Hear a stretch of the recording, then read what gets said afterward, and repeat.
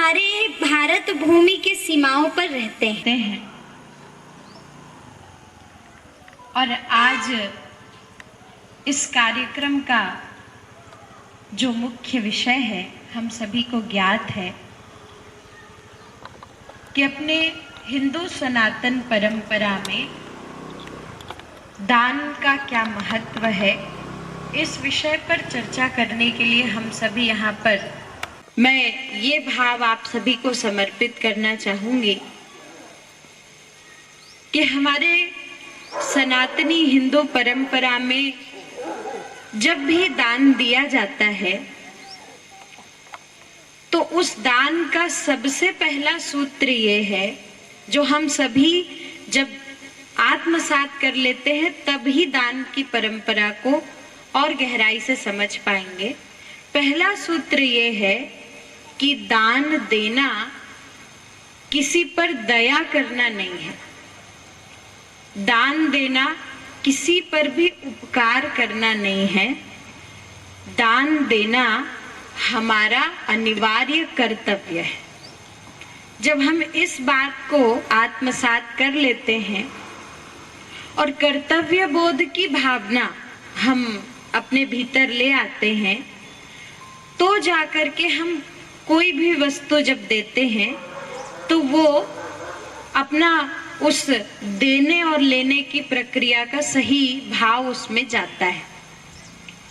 और रही बात अपने वनवासी समाज को कुछ भी समर्पण करने की, कुछ भी देने की, तो इसके पीछे जो हमारे पूर्वजों का और कल्याण आश्रम से जुड़े महानुभावों का जो भाव रहा है वो ये है कि हम जब भी वनवासी समाज के बीच में इस प्रकार का संबंध जोड़ते हैं, नगर के रहने वाले लोग उनसे जुड़ते हैं, कुछ उन्हें वस्तुएं देते हैं, तो ये हमारा एक अनिवार्य कर्तव्य तो है ही, लेकिन साथ ही साथ ये सबसे बड़ी भावना रखता है राष्ट्रीय सुरक्षा की। हम सभी जानते हैं कि हमारा ज्यादातर जो वनवासी समाज है, हमारे भारत भूमि में लगभग 12 करोड़ जो वनवासी समाज के बंधु बांधव हैं, वो हमारे भारत भूमि के सीमाओं पर रहते हैं। हमारी देशभक्ति हम कई रूपों में प्रकट करते हैं, लेकिन वास्तव में देशभक्ति का कार्य तो वो लोग ही करते हैं। हम सभी इस सभी परिस्थितियों से अवगत हैं कि बॉर्डर पर परिस्थितियां किस प्रकार की होती हैं। कभी जीवन वहां पर कठिन होता है, कभी कि नई प्रकार की समस्याएं आती हैं, लेकिन फिर भी अपने संस्कृति, स्वाभिमान और अपनी राष्ट्रभक्ति को बचाकर वनवासी समाज हम सभी के लिए उन परिस्थितियों में रहते हैं। तो हमारे देश की सुरक्षा के जो केंद्र बिंदु हैं वो हमारा वनवासी समाज है। अगर हम ये कहें तो ये बिल्कुल ठीक बात होगी। और दूसरी बात कि जब दान शब्द के ऊपर अगर हम विचार करें तो आप सभी से मेरा निवेदन है कि बड़े ध्यान से इसको हम सुनते हुए चलेंगे। दान शब्द जो है, जो हमारे पौराणिक समय से चला आ रहा है, हमारे शास्त्र ग्रंथों में जब ये उपयोग किया जाता है तो दान शब्द हमेशा इस बात से जुड़ा रहता है कि किसी व्यक्ति की कोई कमी हम दूर कर रहे हो या ना कर पा रहे हो कुछ भी देने से, लेकिन उस देने से हम उसके स्वाभिमान को, उसके सम्मान को जगा पा रहे हैं कि नहीं। इसलिए आप देखेंगे, हम देखते हैं कि जब भी कुछ दिया जाता है तो देने वाला छोटा बन करके देता है, लेने वाले को ही हमेशा बड़ा माना जाता है, पूजनीय माना जाता है। तो दान मतलब केवल वस्तुओं का, केवल धन का, ये तो एक अंग है, लेकिन वास्तव में समाज के स्वाभिमान को जगाना, आत्मसम्मान को जगाना, सद्भाव को बढ़ाना, ये दान के माध्यम से होता है। इसलिए ऐसी वस्तुओं को, धन को, अन्न को हम बीच में लाते हैं। और ऐसा करना भी चाहिए, और उसके लिए प्रयास हम सभी कार्यकर्ता करते हैं। एक बहुत अच्छा उदाहरण आता है, उदाहरण अपने अपने भावों को ऋषि मुनियों ने प्रकट किया। एक बहुत अच्छा भाव आया, देने से ही संबंधित है, क्योंकि वो जब भगवान श्री राम जी का और सीता मैया का विवाह हुआ, सीता जी महारानी बन करके आई, तो अब ये प्रश्न आया कि अब नई वधू घर में आ रही है तो सासुएं कोई ना कोई वस्तु तो समर्पित करेंगी, तो कौन सी माता क्या चीज सीता जी को देगी। तो इक्ष्वाकु वंशीय परंपरा से कौशल्या मैया, क्योंकि पट्ट महिषी हैं, सबसे बड़ी रानी हैं, तो उनके उस पट्ट महिषी होने का एक प्रतीक चिन्ह है जो वो अपने गले में एक हार के रूप में पहनती हैं। तो वो अपनी परंपरा श्री सीता जी को समर्पित करना चाहती हैं। तो जैसे ही नववधू के रूप में सीता मैया का आगमन हुआ, तो कौशल्या मैया ने वो अपनी परंपरा का हार जो है, वो स्वर्ण हार सीता मैया को दे दिया।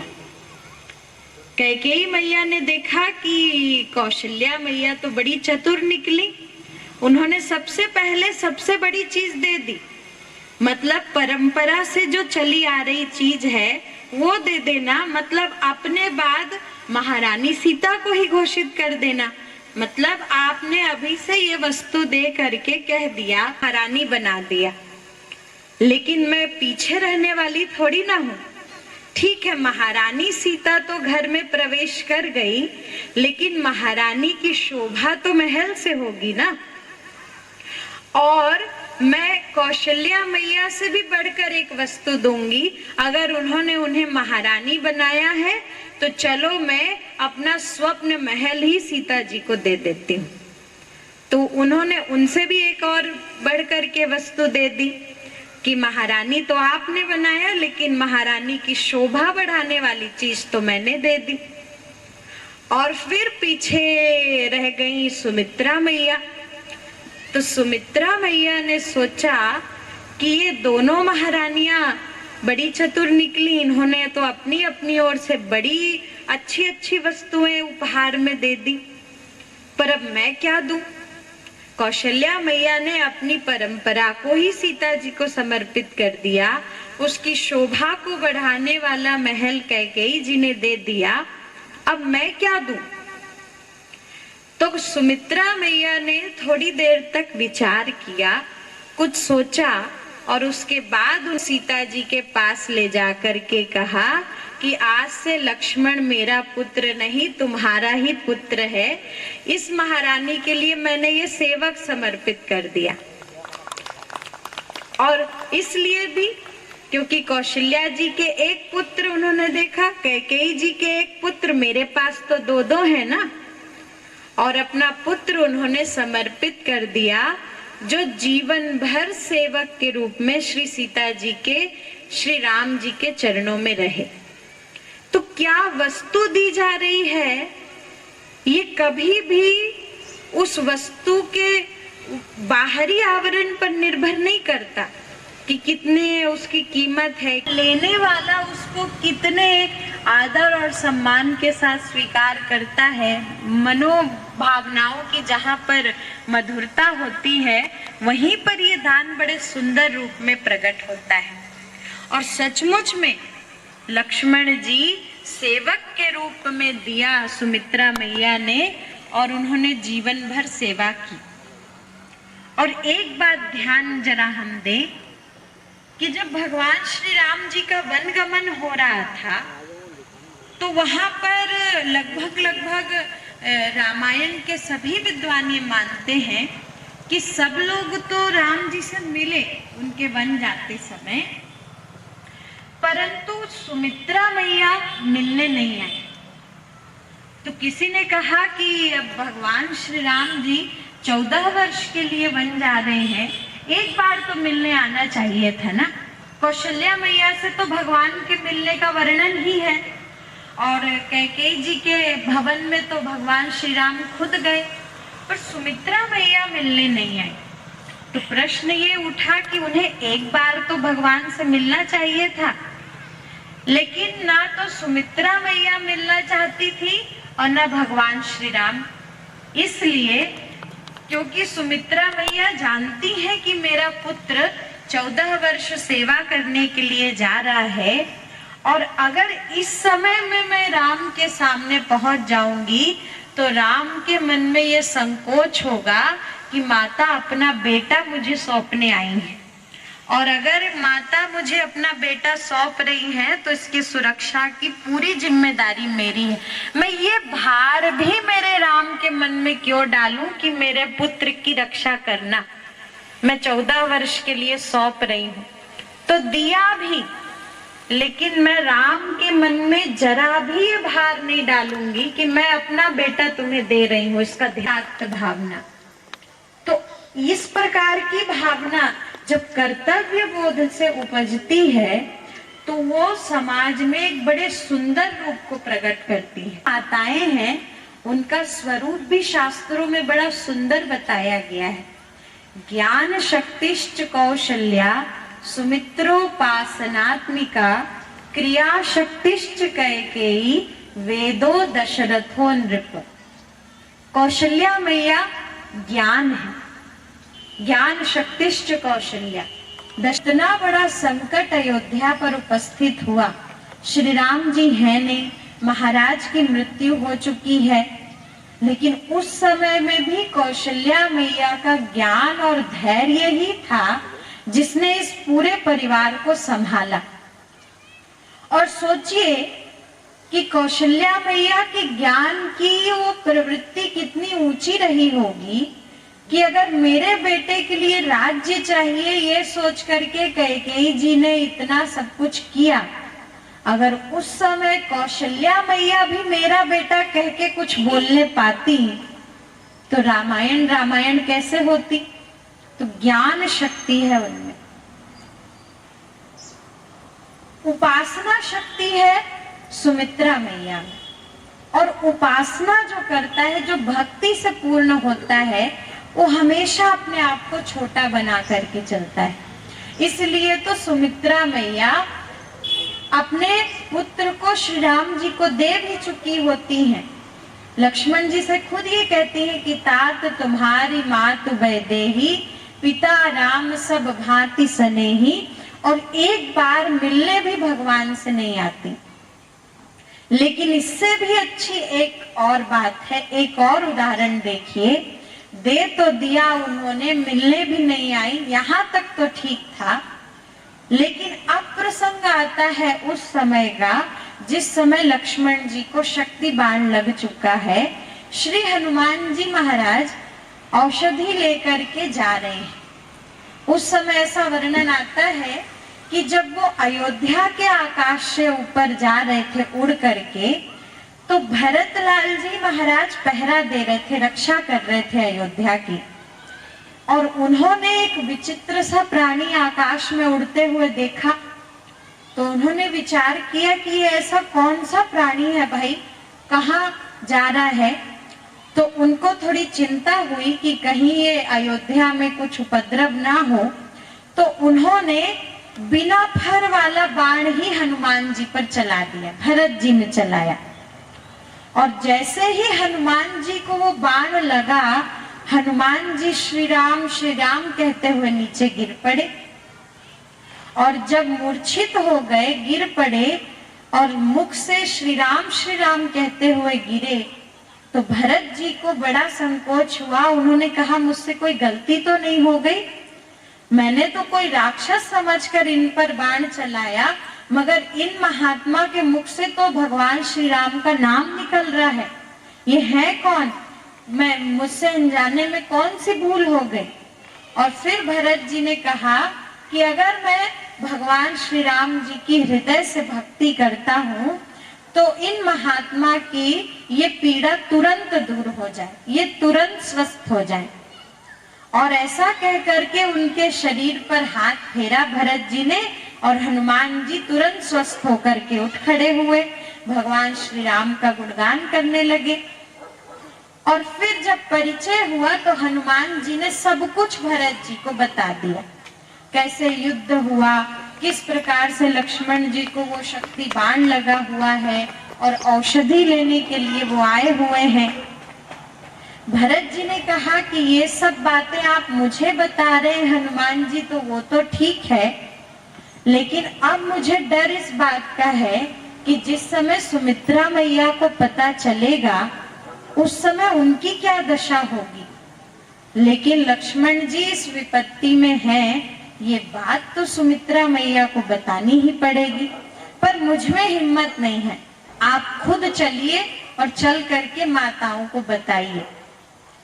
और जब आंख में एक आंसू नहीं आया, थोड़ी देर तक वो शांत सिर झुका करके बैठी रही, और उसके बाद जब उन्होंने बोलना शुरू किया, सब सोचने लगे अब क्या कहेंगी, अब क्या कहेंगी। सुमित्रा मैया ने एक ही बात कही कि मैं इस समय पर, इस परिस्थिति में बिल्कुल भी दुखी नहीं हूँ। हाँ, मुझे थोड़ी चिंता है, और वो चिंता मुझे मेरे श्री राम की है कि अगर लक्ष्मण इस विपत्ति में हैं तो राम अकेले पड़ गए होंगे, उनका सहयोग कौन कर रहा होगा। तुरंत शत्रुघ्न जी की ओर देखा और कहा कि बेटा, अगर राम कार्य करते करते तेरे बड़े भैया को कुछ हो जाए ना, तो तू एक क्षण महल में मत रुकना, तुरंत यहाँ से लंका में जाना और वो कार्य पूरा करना जो तुम्हारे बड़े भाई ने छोड़ रखा है। तो ये सोचिए कितना बड़ा कर्तव्य बोध कि अगर मेरा एक पुत्र वहां पर विपत्ति में है, उसकी ज्यादा चिंता नहीं, पर राम अकेले पड़ गए हैं, उसके लिए मेरे दूसरे पुत्र को भी जाना चाहिए, ये बात इनके मन में है। ये उपासना वृत्ति का नाम दिया गया। मतलब जब देने की भावना इस कर्तव्य बोध तक आ जाती है तो वो ही भक्ति बन जाती है। हमें कोई अलग से कार्य करने की जरूरत नहीं है, ये देना ही, कर्तव्य भाव से देना ही ईश्वर की सबसे बड़ी सेवा है। और क्रिया शक्तिश्च कैकेयी, कैकेयी मैया का जब प्रश्न आता है तो हाँ, थोड़ी सी उथल पुथल लोगों के मन में होती है कि ज्ञान वाली बात तो समझ में आती है कि ज्ञानी वो जो हर परिस्थिति में धैर्य रख सकता है। भक्ति वाले की बात भी, समर्पण वाले की बात भी समझ में आती है कि जो अपने आप को छोटा बना लेता है, पीछे हो जाता है। मगर ये जो क्रिया शक्तिश्च कैकेयी है, ये जो कैकेयी मैया है, ये क्रिया है। और इनके साथ समस्या ये है कि कुछ इनकी बातें लोगों को अच्छी लगती है, कुछ बातें अच्छी नहीं लगती। लोगों ने कैकेयी जी का राम प्रेम देखा तो वो मानस में ये वर्णन आता है कि उस समय भी लोग अलग अलग दृष्टिकोण से कैकेयी जी के इस कार्य को देख रहे थे। यहाँ तक कि जो भगवान के मित्र हैं निषाद राज गुह, जब वो भी एक रात्रि व्यतीत कर रहे थे तो राम जी और सीता मैया तो एक वृक्ष के नीचे विश्राम कर रहे हैं। निषाद राज जो है वो लक्ष्मण जी के साथ जाग करके पहरा दे रहे हैं, और ये लक्ष्मण जी का जागरण तो था ही। और उस समय निषाद राज वो कैकेयी मैया के प्रति कुछ कठोर वचन कहने लगते हैं कि ये कैकेयी जी ने अच्छा नहीं किया। कहा, दूध के फेन से भी कोमल शैया पत्र, आपका ये सोचना ठीक नहीं है। कर्म का यही विधान है कि जो जैसा कर्म करता है उसको वैसा परिणाम मिलता है, इसमें कैकेयी जी को दोष नहीं देना चाहिए। निषाद राज आश्चर्यचकित हो गए, बोले आप कहना चाहते हैं कि राम जी से ही कोई गलत कर्म हो गया है? बोले नहीं, जो जैसा कर्म करता है वैसा वो परिणाम पाता है। अब गलत कार्य का परिणाम होता है दुख, लेकिन राम जी के अंदर तो कोई दुख है ही नहीं, मतलब उनसे कोई गलत कार्य हुआ ही नहीं है। लेकिन बात ये है कि व्यक्ति तो जैसा कर्म करता है वैसा उसको परिणाम प्राप्त होता है। और श्री राम वो कार्य करते हैं जब उनकी इच्छा करुणा करने की होती है। तो जीव कर दोष देने की जरूरत नहीं है। तो बहुत सारे लोग अलग अलग रूप में देख रहे थे, कोई अच्छा कहता, कोई बुरा कहता, पर स्वयं भगवान श्री राम जी की दृष्टि इसमें क्या है? सब लोग तो अलग अलग रूप में देखेंगे ही, मगर कैकेयी जी की इस वृत्ति को भगवान श्री राम क्या रूप में सोचते हैं? तो श्री राम जी बहुत सुंदर बात कहते हैं कि मैया, जब बच्चा छोटा होता है ना, जब उसके मुख में वाणी नहीं आती, तो कोई भी घर का सदस्य जो है जन्म देने वाली माँ के अतिरिक्त उस बालक की भाषा को नहीं समझ सकता है। संसार के लिए तो मुझे जन्म देने वाली माता कौशल्या है, लेकिन मैं ये राज्य नहीं पाना चाहता था, वन जाना चाहता था। ये मेरे बोले बिना जिसने समझा वो तो केवल तू ही है। इसलिए मेरी जननी तो संसार के लिए कौशल्या मैया है, लेकिन मैं ये कहता हूँ कि राम राज्य को जन्म देने वाली जननी तो कैकेयी मैया ही है, जो मेरे बिना बोले भी समझ गई कि मैं क्या चाहता हूँ। तो ये क्रिया में भी दिख रही है दूसरी चीज, पर भाव है करना, किसी व्यक्ति के प्रति उसके हित का कार्य करना। हर के लिए कोई अलग वेश रखने की जरूरत नहीं है। हमको अपनी क्रिया को ईश्वर से जोड़ने के लिए कुछ और करने की जरूरत नहीं है।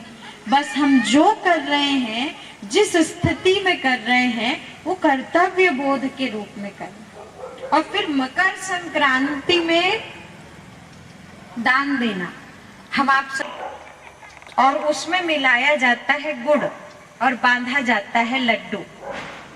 ये किस चीज का प्रतीक है? अगर आप शास्त्रों की बातों में जाएंगे, पुराणों की बातों में जाएंगे, तो अलग अलग विचार आपको मिलेंगे।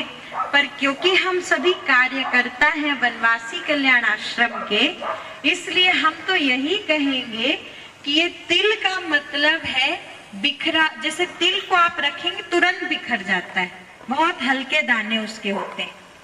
तिल का अर्थ है इधर उधर चलता हुआ, बिखरा हुआ समाज। उस गुड़ का मतलब है हमारे सबके सद्भाव और एकता की मिठास। ऐसा सुंदर लड्डू बन जाता है जो सबको तृप्ति देता है। तो इसलिए ये भी दान की एक बहुत सुंदर परंपरा है। हम चाहे कैसे भी स्थिति में रहते हो, हम चाहे कोई, तब तक कहीं ना कहीं कोई भी बाहरी शक्तियां आकर के हमारे समाज को और तोड़ने का और बिखराने का कार्य करती है। शासन अपने बल से नहीं किया है, इसे विश्व विजेता होने की उपाधि पाई है। वो जानता था चीजों को अपना लक्ष्य बनाया, जहां से समाज, भगवान श्री राम जी का विवाह सीता जी से हुआ, धनुष टूटा और विवाह सीता मैया से हुआ, तो विवाह को एक और अर्थ में कहते हैं लग्न हुआ भगवान श्री राम जी का।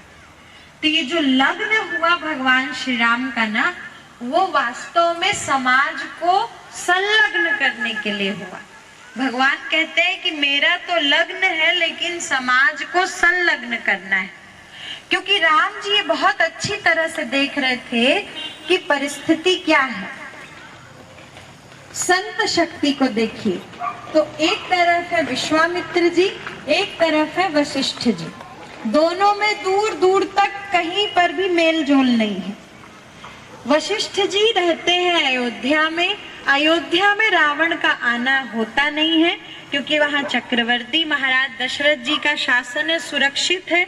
लेकिन बाकी समाज की क्या स्थिति है? अयोध्या के अतिरिक्त अलग अलग जगहों पर रावण ने अपनी चौकियां बनाई हुई हैं। बड़े अत्याचार कर रहा है संतों पर, वनों में रहने वाले वनवासी बंधुओं पर और ग्राम्य जनों पर। राज्य में सुखी है एक, और जनक जी महाराज अपने राज्य में सुखी हैं। इसके पीछे भी इन संतों का बिखराव ही कारण है। पुराणों में ऐसी कथा आती है कि वशिष्ठ जी जो हैं अयोध्या के इक्ष्वाकु वंशीय क्षत्रियों के तो गुरु थे ही, कुल पुरोहित थे ही, लेकिन वो मिथिला में निमि वंशीय राजाओं के भी कुल पुरोहित थे। फिर कुछ ऐसा कार्य हुआ कि महाराज निमि ने एक यज्ञ का आयोजन किया और कहा कि गुरुजी आप हमारा यज्ञ पूर्ण करवा दीजिए, आप हमारे गुरु हैं। वशिष्ठ जी बोले कि नहीं, इस समय तो हम इंद्र महाराज का यज्ञ करवाने स्वर्ग जा रहे हैं, बाद में आकर के आपका यज्ञ करवाएंगे। और वो इंद्र का यज्ञ करवाने चले गए। परिणाम ये हुआ कि राजा निमि जी ने सोचा कि जीवन का क्या भरोसा, अच्छा कार्य टलता ही जाएगा, तो किसी दूसरे ऋषि मुनि को बुला करके उन्होंने यज्ञ करवा लिया। और जब गुरुजी वापस लौट करके आए तो कहा चलो शिष्य जी अब चले यज्ञ करने। बोले गुरुजी क्षमा करिए, यज्ञ तो पूर्ण हो गया। बोले गुरु के बिना तुमने यज्ञ पूर्ण करवा लिया, और फिर मिथिला नहीं होता तो हम मिथिला वालों को भी वहां नहीं जाने देंगे। और इसका लाभ कौन उठा रहा है? रावण। वो देख रहा है कि संत शक्ति भी बिखरी है, अच्छी बात है, राज्य शक्ति भी बिखरी है, अपने अपने राज्य की सुरक्षा तो सब कर रहे हैं, पर देश की सुरक्षा का भान अभी किसी को भी नहीं है। इसका लाभ मैं उठा सकता हूं। तो ये जो बिखरी हुई शक्तियां हैं, इसका लाभ उठा उठाकर बुद्धि बल पर रावण राज्य करता है। और जब राम जी आए तो राम जी ने क्या किया? राम जी ने और कुछ ज्यादा कार्य नहीं किया, उन्होंने बस इस बिखराव को ही जोड़ दिया। और इसीलिए राम जी आए दशरथ जी के यहाँ, और सीता जी का आगमन मिथिला में ही हुआ कि अब कैसे आप लोग नहीं आएंगे, अब तो आना ही पड़ेगा। और उस लग्न का परिणाम ये था कि उस समय विश्वामित्र जी भी, वशिष्ठ जी भी वहीं पर आए। राज्य की शक्तियां, समस्त जो आर्यावर्त के राजा थे वो एक जगह पर एकत्र हुए, सब में आपस में विचार विमर्श हुआ, सब ने एकजुटता दिखाई। और जब समाज एकजुट हुआ तो रावण का अंत अपने आप निश्चित हो गया। और फिर राम जी ने सोचा कि ये एकजुटता का कार्य तो मैंने कर लिया, लेकिन केवल इनके एकजुट होने से काम चलेगा नहीं। तो फिर अपनी माता कौशल्या जी से मिलने आए। राम जी को पता चल चुका था कि अब मुझे तो वन जाना है। तो उन्होंने देखा कि कौशल्या मैया बड़ी तैयारियों में व्यस्त हैं, इधर उधर दौड़ भाग कर रही हैं। तो राम जी आए, बोले मैया तो बड़ी प्रसन्न लग रही है। कौशल्या मैया बोली कि जिसका बेटा राजा बनने जा रहा हो तो वो माँ प्रसन्न नहीं होगी क्या? अब कुछ ही समय शेष रह गया है तुम्हारे राजा बनने में, जल्दी जल्दी सारे काम मुझे पूरे करने हैं। राम जी बोले कि मैया तू मेरे राजा बनने से बड़ी प्रसन्न है ना, तो तू है ना अपनी प्रसन्नता को और बढ़ा ले, क्योंकि मेरे साथ साथ तेरा एक और बेटा भी राजा बन गया है, भरत को भी राजा बनाया जा रहा है।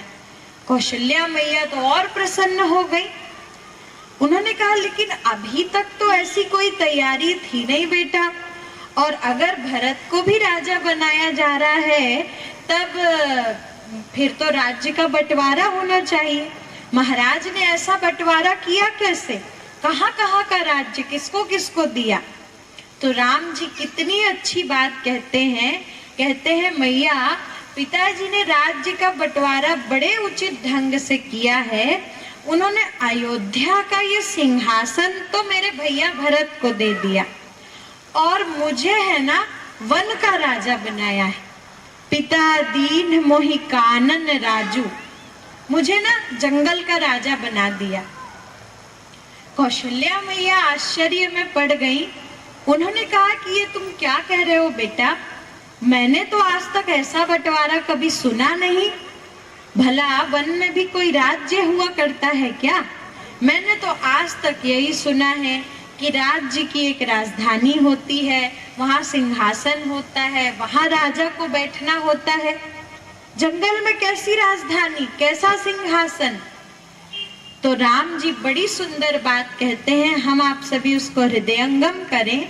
राम जी कहते हैं कि पहले के राजाओं से यही तो भूल होती आ रही थी माँ, जो आज पहली बार मेरे पिताजी ने सुधारी है।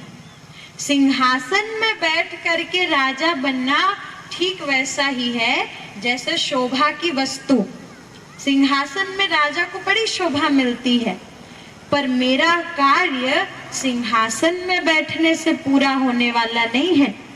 मेरा कार्य कहाँ होगा? तो राम जी कहते हैं, पिता दीन मोहि कानन राजू, जहाँ सब भांति मोर बड़ काजू। मेरा कार्य वहां पर है, मेरा कार्य वन में है। तो सिंहासन में मैं बैठता तो मेरी शोभा बढ़ जाती, लेकिन मैं सिंहासन में नहीं बैठकर राजा बना हूं तो मेरे सारे कार्य पूर्ण हो जाएंगे। और मैया जान गई कि वास्तविक आवश्यकता राम जी की कहाँ है। तो राम जी वन में गए, यात्रा करते हैं प्रभु, जोड़ते हैं समाज को। किसको जोड़ा? भगवान श्री राम जी ने अपने वनवासी बंधु भगिनियों को जोड़ा, और कोई उपकार की दृष्टि से नहीं।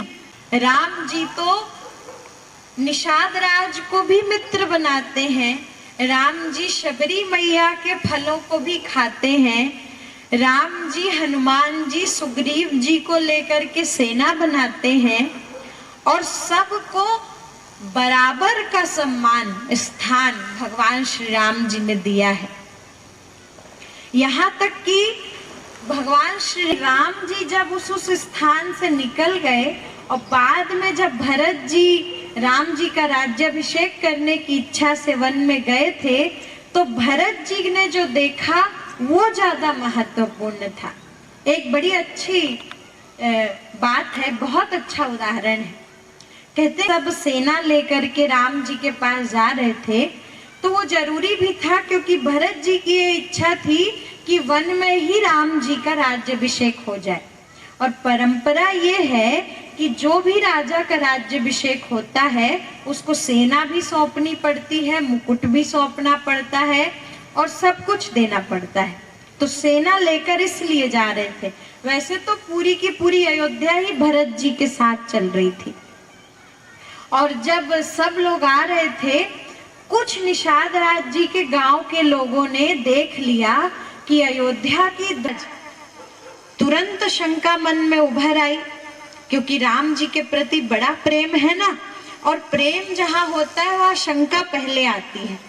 कहीं राम जी के साथ कुछ गलत तो नहीं होने जा रहा है, कहीं राज्य पाने के बाद भरत जी के मन में अहंकार तो नहीं आ गया, और वो ये तो नहीं सोच रहे हैं कि अब राम जी से लड़ करके और मैं ये सारा राज्य हमेशा के लिए अपना बना लूं। और अगर ऐसा सोच करके जा रहे हैं ना, तो बिल्कुल भी सब के सब गांव के लोग तैयार रहना। अपने अपने घरों से डंडे निकाल लो, हंसिया निकाल लो, चाकू निकाल लो। हम अयोध्या की सेना का सामना करेंगे, पर जियत न सुरसरी उतरन देव। जब तक जीवित रहेंगे गंगा पार तो नहीं करने देंगे अयोध्या की सेना को। सोचिए कितना सम्मान राम जी ने दिया कि अयोध्या की अक्षौहिणी सेना और ये लोग उसका सामना करेंगे। गांव के लोग पर तैयार हो गए, जब तक जीवित रहेंगे गंगा पार तो नहीं करने देंगे। लेकिन बाद में मन में विचार आया, नहीं ऐसा नहीं हो सकता। हो सकता है हमारे विचार कुछ, आप जंगल में रहना, मैं अयोध्या में रहूंगा और हम लोग बंटवारा कर लेंगे राज्य का। तो समझौता करने भी तो जा रहे हैं, वो हो सकते हैं ना, किया जाए कि भरत जी के मन में भावना क्या है। तो अब हमारे ये वनवासी बंधु ही हैं, और बड़ी सुंदर योजना तैयार की निषाद राज जी ने। देखिए, उन्होंने 3 लोगों को 3 टोकरियां दे करके अलग अलग प्रकार के भोजन की सामग्री तैयार करवाई, सात्विक, राजसी और तामसी। तो उन्होंने एक टोकरी में फल फूल सब सात्विक भोजन, एक टोकरी में राजसी भोजन, व्यंजन पकवान विभिन्न प्रकार के जो राजा महाराजाओं के महल में बनते हैं, और एक में मांस इत्यादि रखवा करके तामसी भोजन रखवा दिया। और तीनों को कहा कि देखो एक साथ सामने जाना भरत जी के, और देखना कि सबसे पहले भरत जी की दृष्टि कौन सी टोकरी में पड़ती है। अगर भरत जी की दृष्टि राजसी वाले में पड़ी तब तो देखो भाई थोड़ा राजा महाराजाओं लोगों वाली बात होगी, समझौता करने जा रहे होंगे। अगर सात्विक में पड़ी तब भी राम जी के पास अपनी कोई बात रखने ही जा रहे होंगे। ये तो उन्होंने सोचा ही नहीं था कि राम जी को राज्य देने जा रहे हैं। बोले तब कोई अपनी बात रखने जा रहे होंगे, प्रेम भावना से जा रहे हैं। लेकिन अगर उनकी दृष्टि तामसिक भोजन पर पड़ी तो सबके सब तैयार रहना भाई, हमको अयोध्या की सेना से लड़ना पड़ेगा। बोले हाँ हाँ हम सभी कोई तैयार हैं। और उधर से भरत लाल जी महाराज सब आ रहे थे सबके साथ, और किसी ने भरत जी को कह दिया, बोले अब आगे जो गांव आ रहा है ना भरत जी, वो राम जी के मित्र का गांव है। और भरत जी ने ये सुना और इतने गदगद हो गए कि मेरे प्रभु के मित्र का गांव आ रहा है, यहाँ तो मैं जूते पहन के चलूं तो वो भी पाप है, इस मिट्टी में तो मैं ऐसा लगता है कि अपना शीश रख करके चलूं। तुरंत जूते निकाल दिए भरत जी ने और पैदल पैदल चलने लगे। निषाद राज ने तीनों व्यक्तियों को कहा, बोले भैया सावधान रहना, बड़े ध्यान से देखना किस पर दृष्टि जाती है। और भरत जी को किसी ने कहा कि देखिए वो लोग जो आ रहे हैं, दूर से ही कहा कि वही लोग हैं, उनके पीछे जो हैं वो राम जी के मित्र हैं। सब कुछ बता दिया और नजदीक जब गए तो बड़ी पैनी दृष्टि से निषाद राज देख रहे थे कि भरत जी की दृष्टि पड़ कहाँ पर रही है। और बड़ा आश्चर्य हुआ कि सात्विक राजसिक तामसिक किसी टोकरी पर भरत जी की दृष्टि नहीं पड़ी। तो दृष्टि कहाँ थी? बोले दृष्टि तो केवल राम जी के मित्र में थी कि राम जी के मित्र तो मेरे लिए राम जी के ही समान है, मैं उनके पैरों में तो गिर जाऊं। और भरत जी का अथाह प्रेम समुद्र उमड़ा और वो दौड़े निषाद राज जी की ओर। निषाद राज कहने लगे, अरे भरत जी दूर से दूर से दूर से, ये आप क्या कर रहे हो? अरे आप मुझे छुओ मत, हम ऐसे समाज के लोग हैं, हमको कोई स्पर्श नहीं करता, आप कहाँ ये क्या कर रहे हैं? मैंने निषाद राज जी को डुबा लिया, बड़ा आनंद हुआ, हृदय से लगाया। और यहाँ पर एक बहुत अच्छी बात आती है कि निषाद राज ने भरत जी को फिर प्रणाम किया, बड़े अच्छे से प्रणाम किया, फिर हृदय में लगाया। प्रणाम उन्होंने गुरुदेव वशिष्ठ जी को भी किया, लेकिन उन्होंने कहा कि ये तो भाई गुरु जी हैं, पुरोहित हैं और बड़े नियम कानूनों के पक्के हैं। तो थोड़ा संकोच के साथ निषाद राज ने दूर से गुरु जी को प्रणाम किया।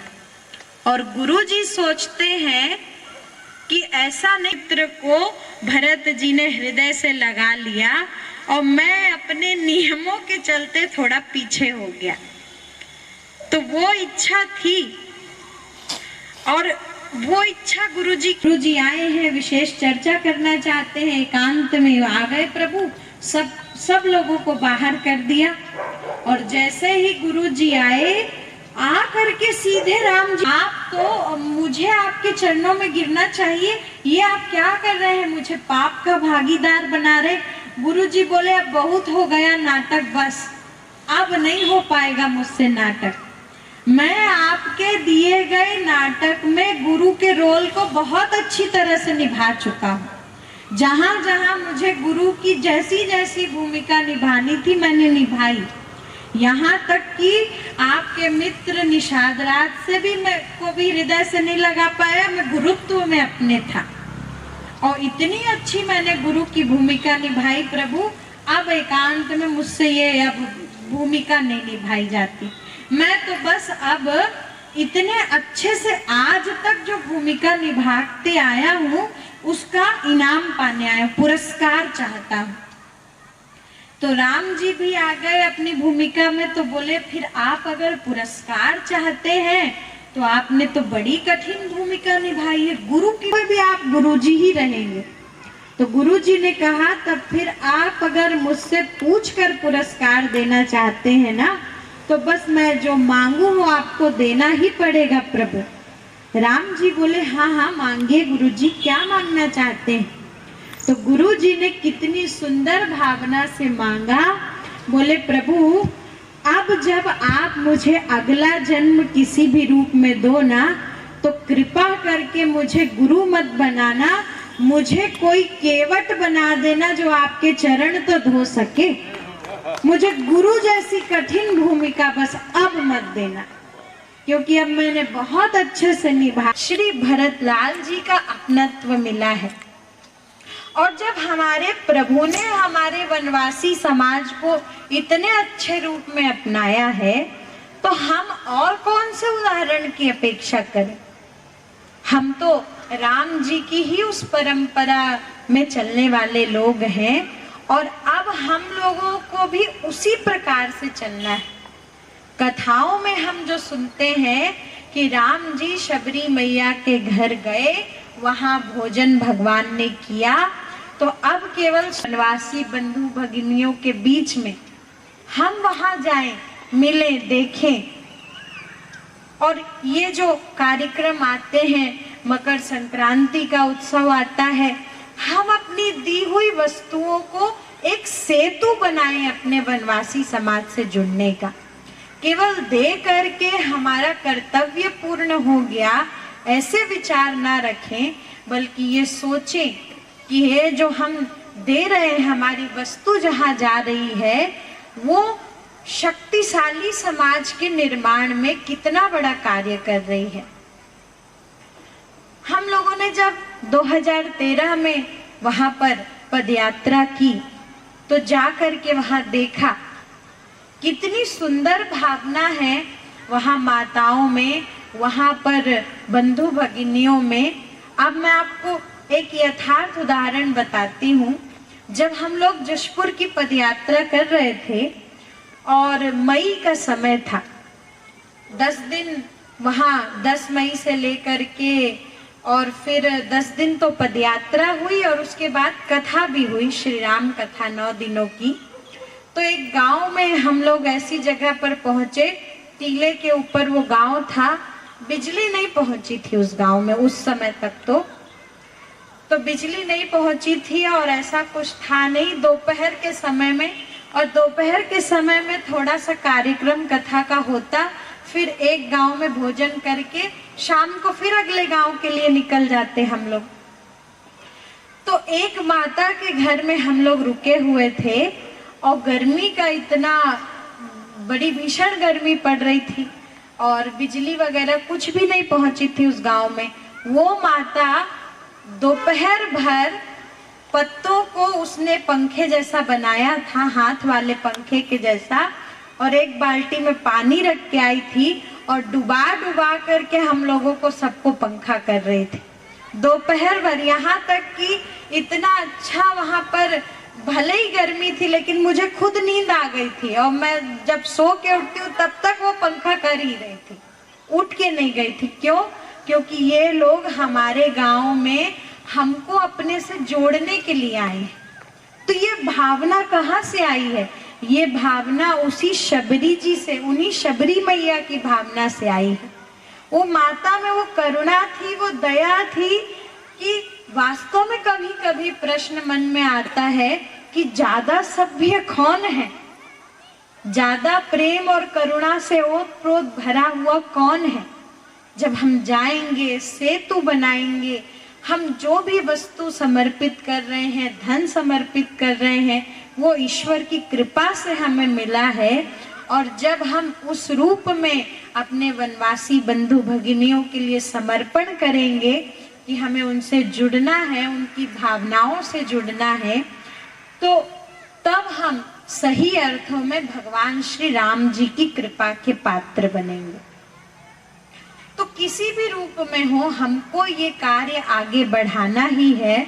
और क्योंकि मकर संक्रांति वर्ष का पहला उत्सव होता है, तो वर्ष के प्रारंभ से ही हमारा ये सारा कार्य शुरू हो जाता है। और जो शिक्षा के क्षेत्र में, जो स्वास्थ्य के क्षेत्र में कार्य किए जा रहे हैं, बड़े सारे प्रकल्प हैं। शिक्षा के क्षेत्र में ही वनवासी कल्याण आश्रम के द्वारा देश भर में लगभग जो है 2041 जो छात्रावास हैं वो संचालित हो रहे हैं, लगभग। और उसमें 50 तो लगभग बालिकाओं के ही संचालित हो रहे हैं।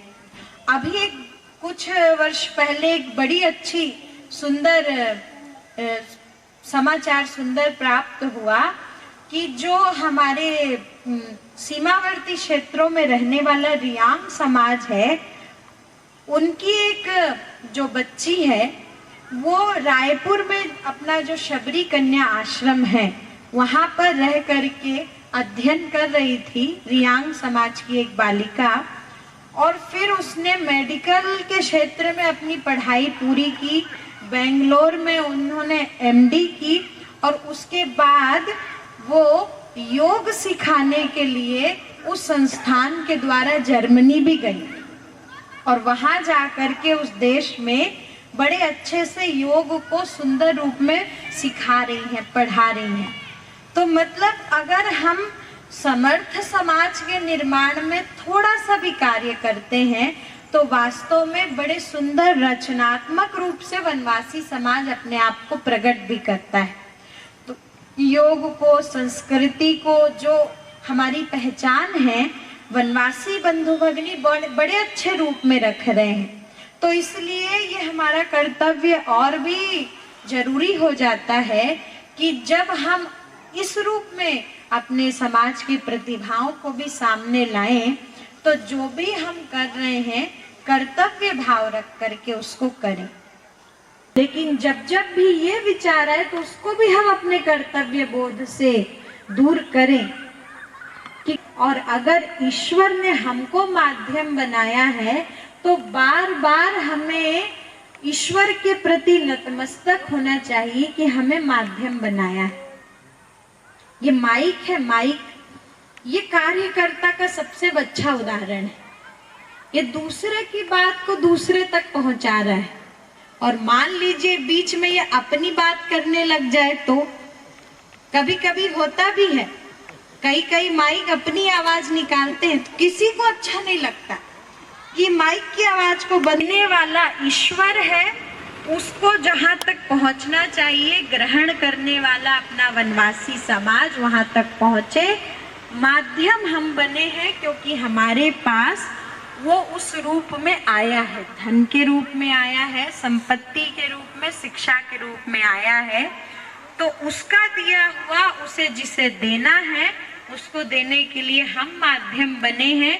बस ये माध्यम बन करके अपने कर्तव्य हम पूर्ण करते जाएं और देते जाएं, और निश्चित रूप से जितनी ये भावना हमारे अंदर और ज्यादा बढ़ती जाएगी उतना ही हमारे जीवन में अपने आप शांति भी, समृद्धि भी, प्रसन्नता भी भीतर की आएगी। और वैसे भी हमारे शास्त्रों में, पौराणिक परंपरा में ये कहा गया है, उससे बड़ा प्रसाद है कि हम जीवन में प्रसन्न रहें। और जब हम अपने कर्तव्यों को पूर्ण करते हैं तभी सच्ची प्रसन्नता हमारे भीतर आती है। कभी कभी ऐसा होता है ना कि ऐसे कार्यक्रम होते हैं कई जगह, आंतरिक शांति आती है जो कि हर एक व्यक्ति की चाह है, चाहे हम उसको अपने शब्दों में प्रकट करें या ना करें, लेकिन हम चाहते यही हैं। तो जब हम ईश्वर का माध्यम बन करके और अपने कर्तव्यों को पूर्ण करते हैं तो ईश्वर अपने भगवान नाम संकीर्तन करते हुए, अपनी वाणी को पवित्र करते हुए और अपने इस कार्यक्रम को प्रभु चरणों में विश्राम देंगे। बोलिए राजा रामचंद्र भगवान की। और जय राम जय जय राम, श्री राम जय राम जय जय राम, श्री राम जय राम जय जय, श्री राम जय जय